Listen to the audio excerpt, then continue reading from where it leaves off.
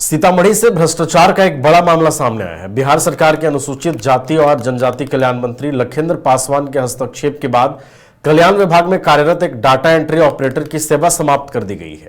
मामला उस समय सामने आया जब पटना स्थित मंत्री के जनता दरबार में पहुंचे फरियादियों ने अनुसूचित जाति उत्पीड़न मामले में सहायता राशि जारी करने के बदले 50,000 रुपए रिश्वत मांगे जाने की शिकायत की। शिकायत को गंभीरता से लेते हुए मंत्री ने मौके पर ही संबंधित कर्मी से फोन पर बात कराई। बातचीत के दौरान कथित रूप से रिश्वत मांगने की बात सामने आई, जिसका ऑडियो और वीडियो भी रिकॉर्ड हुआ। इसके बाद मंत्री ने जिला कल्याण पदाधिकारी को तत्काल कार्रवाई का निर्देश दिया। आदेश मिलते ही संबंधित डाटा एंट्री ऑपरेटर की सेवा समाप्त कर दी गई। इस कार्रवाई के बाद विभाग में हड़कंप और भ्रष्टाचार के खिलाफ सरकार के सख्त रुख की चर्चा तेज हो गई है।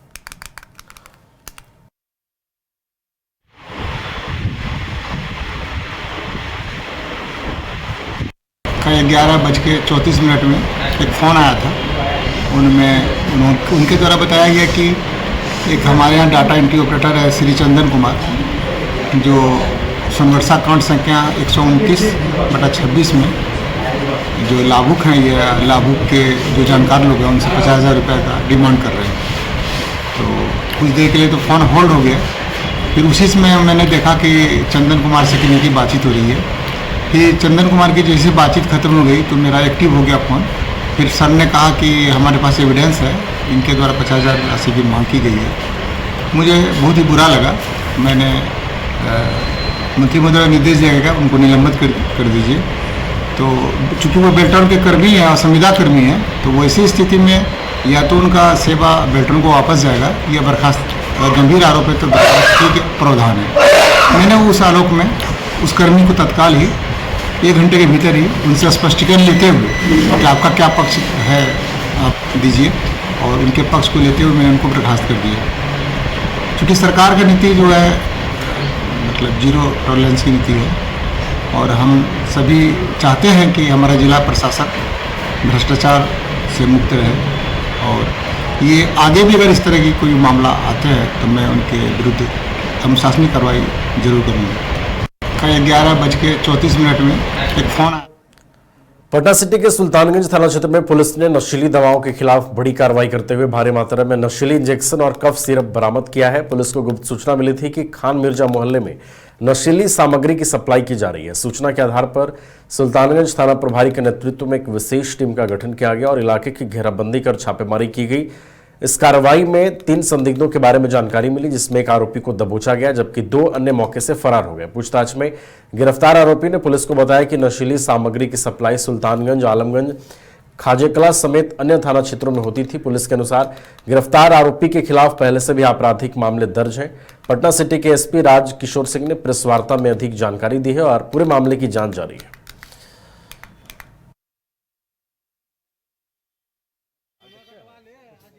कल रात्रि में गुप्त सूचना के आधार पर एक लड़का दिलीप कुमार आदित्य कुमार को स्कूटी सहित कोडिन सिरप के साथ गिरफ्तार किया गया था।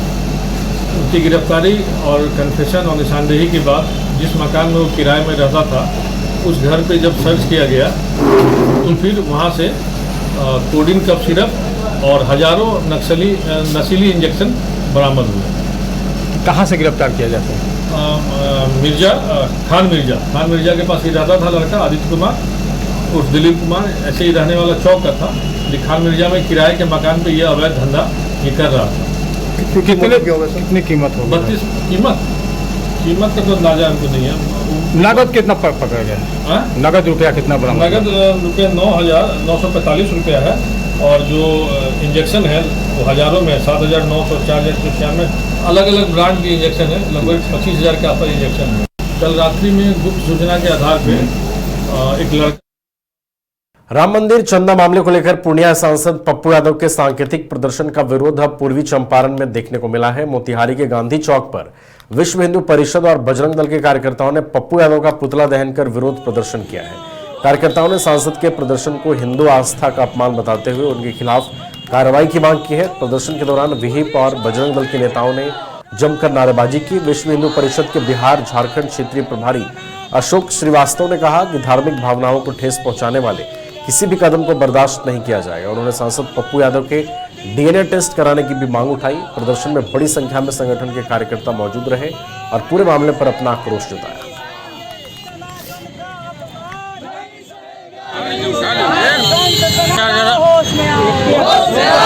पूर्णिया का सांसद मौलाना पप्पू यादव देश के संसद के सामने जाकर बैठकर और सनातन धर्म का अपमान किया है, भगवान राम का अपमान किया है, हमारे पूज्य संतों का अपमान किया है। आज उससे आहत होकर विश्व हिंदू परिषद और बजरंग दल के कार्यकर्ता पूरे देश भर में विरोध प्रदर्शन कर रहे हैं।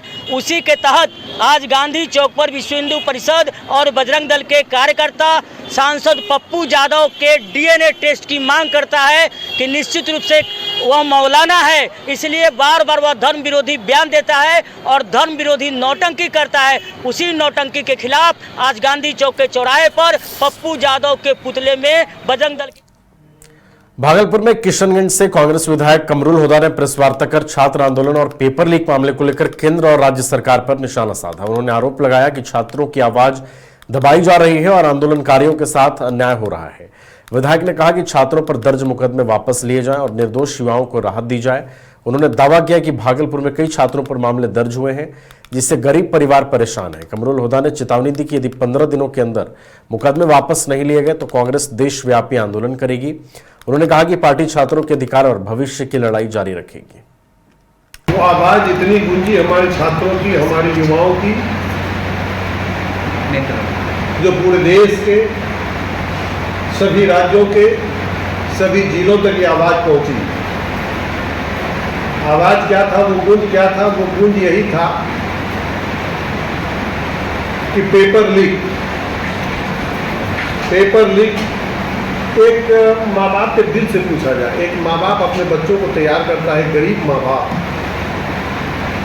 जो अपने पेट काट करके पैसा जुटाता है। अब पैसा जुटाने के बाद वो गरीब माँ बाप एक बच्चा को तैयार करता है कि मेरा बच्चा नीट का परीक्षा देगा, मेरा बच्चा डॉक्टर बनेगा, मेरा बच्चा एग्जाम देकर के इंजीनियर बनेगा, आईएएस बनेगा, आईपीएस बनेगा। और उस समय जाकर के वो निराश हो जाता है। वो बच्चा, वो स्टूडेंट, वो छात्र, वो छात्राएं, वो उनके माता पिता जिन्होंने अपने बच्चों को तैयार किया, उन लोगों को बुलाकर उनकी बातों को सुना जाए। आप सुनने के बजाय क्या करते हैं कि विपक्ष में जब आप हमारी बातों को सदन में नहीं सुनते हैं, जब हमारी बातों को, हमारी आवाज को सदन में आप नहीं सुनते हैं, तो हमें मजबूर होना पड़ता है कि हम शांतिपूर्ण तरीका से, जो देश के संवैधानिक तरीका है, जो संविधान ने हमें इजाजत दिया है, उस संवैधानिक तरीका से हम धरना पर बैठेंगे। और जब संवैधानिक तरीका से हम धरना पर बैठते हैं तो आप हमारे शीर्ष नेतृत्व राहुल गांधी जी के साथ में अभद्र व्यवहार करते हैं। आपने देखा कि उन्हें धक्का मुक्की किया गया और किशनगंज के सांसद जावेद आजाद साहब पर लाठीचार्ज किया गया, केशव वेणुगोपाल जी को धक्का मुक्का किया गया, अभद्र व्यवहार किया गया और अभद्र व्यवहार करके उन लोगों को डिटेन किया गया। यहीं तक मामला सीमित नहीं रहा। आपको मालूम होगा कि 24 तारीख को पटना में जो हमारा सदाकत आश्रम है, जो हमारा ऑफिस है, भारतीय जनता पार्टी के गुंडों ने हमारे ऑफिस पर हमला कर दिए और जो हमारे कर्मी थे वहां पर, उन कर्मियों के साथ में अभद्र व्यवहार किया गया, धक्का मुक्की किया गया। वो आवाज इतनी। मोतिहारी में प्रधानमंत्री सूर्य घर योजना के तहत 3 दिवसीय सोलर मेला 2026 का आयोजन नगर भवन मैदान में किया गया है। यह मेला 3 अगस्त तक चलेगा, जिसमें विद्युत विभाग, विभिन्न बैंकों और प्रशासन के अधिकारी लोगों को योजना की जानकारी दे रहे हैं। कार्यक्रम में जिलाधिकारी सौरभ सुमन यादव समेत कई अधिकारियों ने मेले का निरीक्षण किया। डीएम ने कहा कि इस योजना का उद्देश्य अधिक से अधिक लोगों को अपने घरों की छत पर सोलर पैनल लगाने के लिए प्रेरित करना है। उन्होंने बताया कि योजना के तहत बैंक आसानी से ऋण उपलब्ध करा रहे हैं, जबकि सरकार सब्सिडी देकर आर्थिक सहायता भी प्रदान कर रही है। लाभार्थियों ने बताया कि सोलर पैनल लगाने के बाद उनके घर का बिजली बिल लगभग शून्य हो गया है। प्रशासन ने लोगों से इस योजना का अधिक से अधिक लाभ उठाने की अपील की है।